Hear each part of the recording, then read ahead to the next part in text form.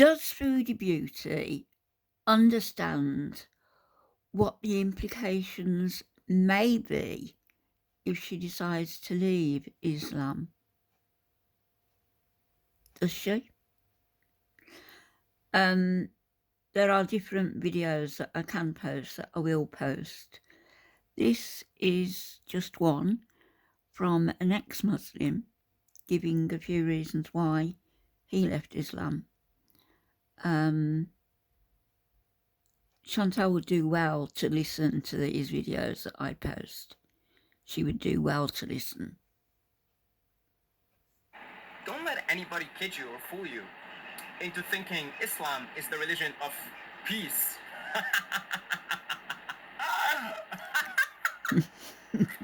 Religion of peace.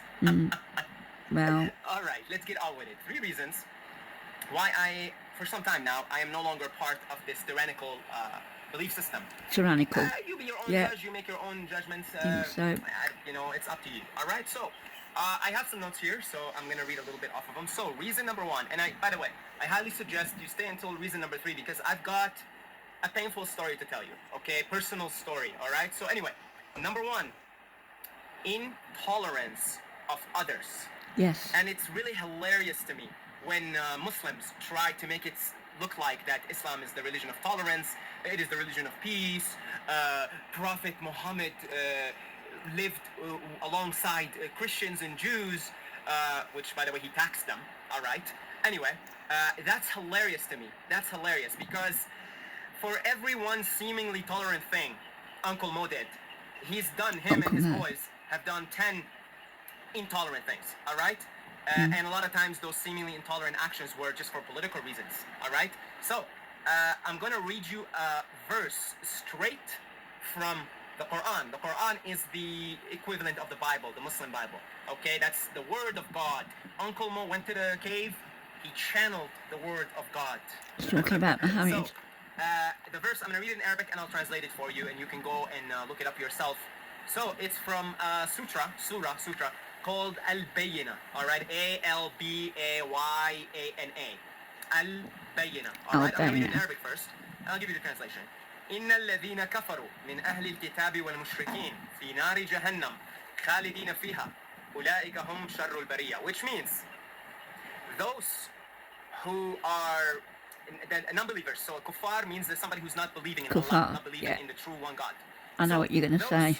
Who are disbelievers, whether they be the people of the book. The people of the book are the Christians and the Jews, or the mushrikeen. The mushrikeen means the polytheistic people who, like Hindus, for instance, Buddhists, anybody who, let's say, believes in several gods, right? So Hindus would be considered the mushrikeen, right?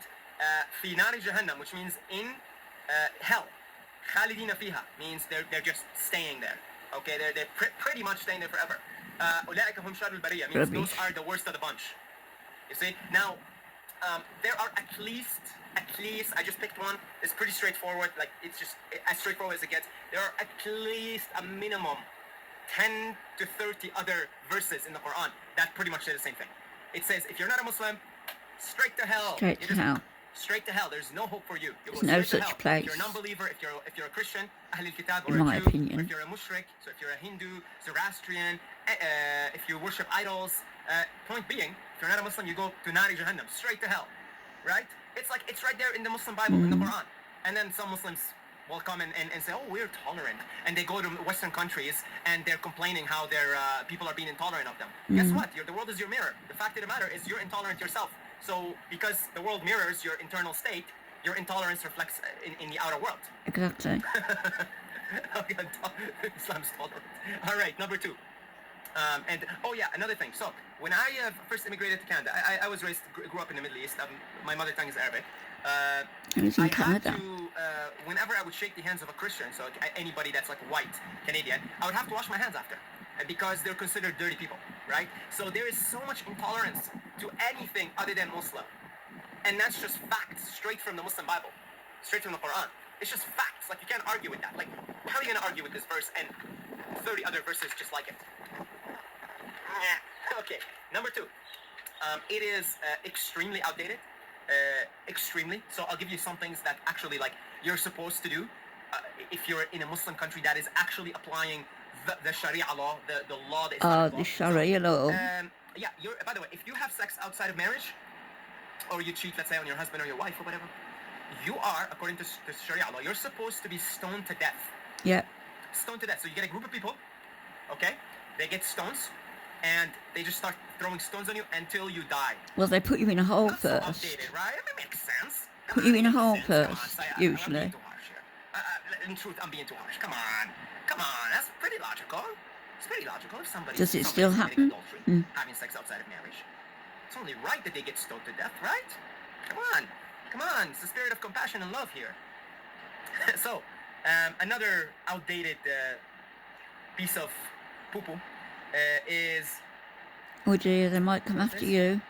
I'm gonna pause this because I can't even read my own scribbles here.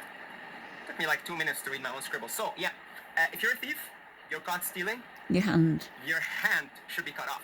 Mm-hmm. Yeah, your hand. They should just cut off your hand. And if you're not guilty, you see how ridiculous this is? That's according to the Sharia law. Like that's the Islamic law. You know. True story. When I was in Saudi, some of you will have heard this. There was a man convicted of theft. It was subsequently found that he wasn't guilty. What were they going to do? They'd already chopped his hand off.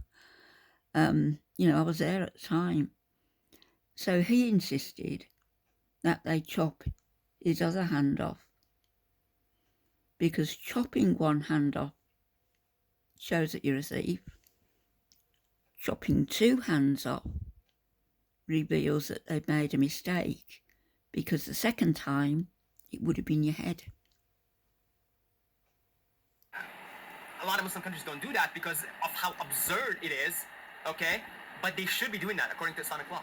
There's a few countries that still do this kind of stuff, the stoning to death and cutting off the hand, but most don't do it because of the absurdity. It's like, can you even get on with the modern world? That's right, most doing don't. These kinds of absurd things, I'm giving you what should be done according to the word of God and according to the word of the holy Uncle Mo. So, who, by the way, is most probably also a pedophile because he married Aisha. He was 6. I can't recall what age she was. She was 6. He married her when she was that. I think he had sex with her a little bit later. I think maybe when she was 10 or 11, something like She that. was 6 when he married her, 9 when they slept together, I believe. Yeah, so hands should be cut off instead of trying to at least, maybe, I don't know, give him a second chance or tell him why he shouldn't do this or give him educational material. You should just cut off their hands. All right, if you're an apostate, meaning if you're born Muslim into a Muslim society, you're no longer Muslim, aka me and many others nowadays, because they realize how absurd it is. Listen, Chantal, killed. Apostate. That's the punishment for you being an apostate. You right. get killed automatically. Listen again. If you're an apostate and you decide to leave Islam. That's the punishment for you being an apostate. You get killed automatically. Okay? Automatically, they're supposed to cut my head off right now. If I was living in a Muslim country that applies the Sharia law, which again, many countries don't do that anymore because of how absurd it is. That's right. All right, so it's very outdated. So intolerant, outdated. Number 3, violent in nature. You can already see some of the violent things that we talked about, but there's an inherent violent nature to the belief system known as Islam. And I'm going to tell you a story, stick around, a painful story in a second. I'm just going to talk about this a little bit. Islam, in its initial stages, spread through the sword. There's no way around it, folks, okay? There's no way around it. The Muslims formed an army. They united. They fought the Romans, they fought the Persians, and they just spread Islam through the sword. Now, there's an argument for this. Oh, things were pretty violent at the time. That's the only way you spread it through the sword. Okay, all right, that's a decent argument, right? Nevertheless, for someone, Uncle Mo, claiming this is the religion of peace, started off pretty peaceful, by the way. I think he abused power when he started to grow, right? He started appealing to the poor. He started appealing to the weak ones. I probably would have joined him in his early stages, honestly. Seemed like a pretty cool gig, especially coming from an Arab society that buried their daughters. If you had, not all of them did, obviously, but some like Umar, for instance, buried his daughter. He buried her because she's a little baby girl. He wants a baby boy. Okay? So I probably would have even joined him at that time, not gonna lie. It seemed like a good gig in the beginning. But as it grew, the power grew, then they went on the offensive. You see, for someone who claimed this is the religion of peace, to spread it by sword, Some will argue it's his companions that spread it later on. Abu Bakr, Umar, Uthman, Yeah, Ali, there right? was a split. Nevertheless, there's a lot of verses in the Quran. We don't have enough time for His all of family this to share with you all split. the verses, but there's sufficient, large number of Hence verses in the the Quran that Sunni encourage jihad, encourage Muslims fighting the kuffar, the non-believers. Okay, there's an inherent nature to and it. the Guess what? Shia Where has Muslims, been the most amount of wars in the last 50 Middle years? East. Where has there been the most amount of civil wars? Where has there been the most amount of suffering, violence? Oops, it's mostly been in the Middle East. It's mostly been in Muslim countries. You think that's by coincidence? Oh no, it's the Americans. It's the Western people. That's their bad people. You know that everybody's blaming them over there, of course. Well, It's the they bad do people. It's have the a hand in it. The American wal Yahud, the Americans and the Jews, right? Blame it on them. Everything's on them. Yeah, I mean, look. So my parents, I'm ethnically Syrian, right? You guys, most of you probably know the terrible things that happened in Syria. And so a lot of people will say, well, it's the Americans and the Russians and the foreign interference. Let me tell you something. I grew up in a household where you got beaten up as a regular thing, okay? These societies are inherently violent. So when you blame it on the external countries only capitalize on an already violent society. There is an inherent violence in, not all, of course, but a lot of Muslim societies. Yes. And it reflects on their politics, it reflects on their leaders, and it reflects on the wars that happen there. And the patriarchy. It's simple. It's that simple. Like, I'm to tell you straight up. I grew up fighting kids on the street. I grew up being beaten up by my dad, who himself got beaten up by his dad, and the cycle goes on. There's a lot of violence in there. There is, and it's inherent because of the religion. The religion has an inherent violent base to it. It says a You see? little about There's now, something called doesn't it? jihad, holy war, and you can wage holy war internally, Explains but it is also highly a little recommended that bit. you wage it externally.